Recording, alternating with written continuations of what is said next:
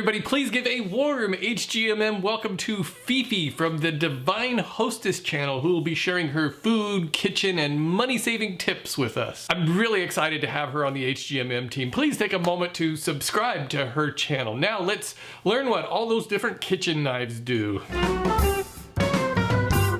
Hi, I'm Fifi from the Divine Hostess. My channel is all about cooking and healthy lifestyle, and I'm so excited to bring that to home and garden for mere mortals. Today, I'm going to be talking about knives, which ones to use for which purpose.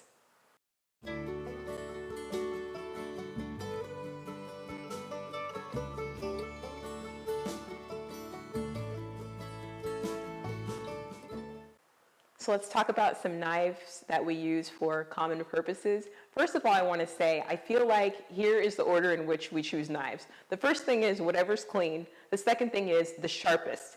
I don't think a lot of people, unless they've been trained or they learned maybe from working in some sort of home store about what knife is for what purpose.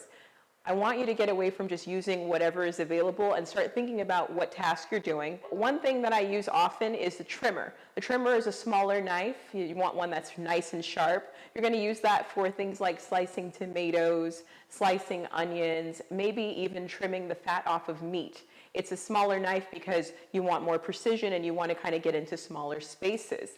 The next thing is a veggie knife. Now I think of that for when I'm chopping up carrots or cucumbers, things where I want a particular uniform shape. I might be dicing, I might be slicing, but it's something where I want some precision. A veggie knife is usually a little bit heavier. It's really helpful if I'm chopping up cubes of butternut squash or something a little bit of a heavier vegetable. The veggie knife is perfect for that. But you don't want to use it for cutting into the squashes because what will happen is it'll get stuck.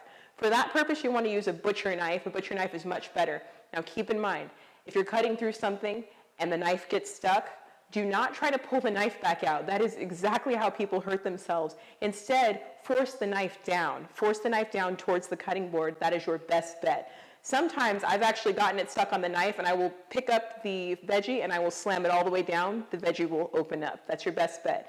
It's interesting, I actually talked to a surgeon once and he said that there are a lot of emergency room visits for people working with dull knives because their hand slips or whatever they're cutting slips. So make sure that you keep in mind where your hand is when you're doing the cutting. Now the next knife is the Carver, and whether you're vegetarian, vegan, or just a regular omnivore, you need to have a Carver. A Carver is great for like a smaller watermelon that you need to saw through. It's really, really easy to use. You will not get the knife stuck because it's all reliant on you doing the sawing. Now another knife that I think that everyone should have is a chef's knife, and I love the chef's knife because that's the one where you just use it in an easy rocking motion on your cutting board so it doesn't make you too tired, and you can do this for julienning, dicing, anything again where you're doing like a uniform shape to your cutting. Sometimes when I'm making like a soup or stew and I've got several veggies that I need to cut, I'll stick with the chef's knife because the knives that you use in a sawing motion, they can be kind of tiresome. My hands get tired. So with the chef's knife, that one does have to stay sharp. Now I bought it from a company that actually sharpens my knives for free, but some of the stores that sell knives will actually sharpen it for you, or you can buy your own knife sharpener, but you do have to keep the knife at a perfect angle. So just be careful and make sure you know what you're doing. So one last note on cutting. When you're cutting herbs, make sure you use a smoothed edge knife. I see people sometimes using a serrated edge and they're sawing through the herbs, and all of those nice oils from the herbs are just going right into the cutting board when you want them to go into the skillet or pan or whatever it is you're preparing. So a smooth edge knife, you can chop down, you can use that knife in a rocking motion, get those herbs chopped up really nicely and throw it into your salad or saute or whatever you're making.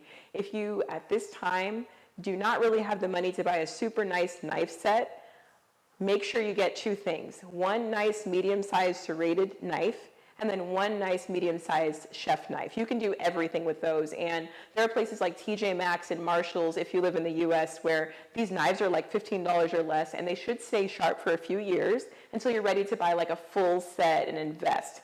I hope this was helpful for you. You're going to be able to see lots of videos on my channel where I'm actually doing more than just cutting. I'm making my soups and smoothies and salads and whatever else. So I hope you'll go over and check that out. In the meantime, make sure you subscribe to this channel and also you subscribe to my channel. Leave a comment and let me know, what is your absolute favorite knife? Do you have a particular brand that you like? Do you have a particular knife that does the job very well? Let me know.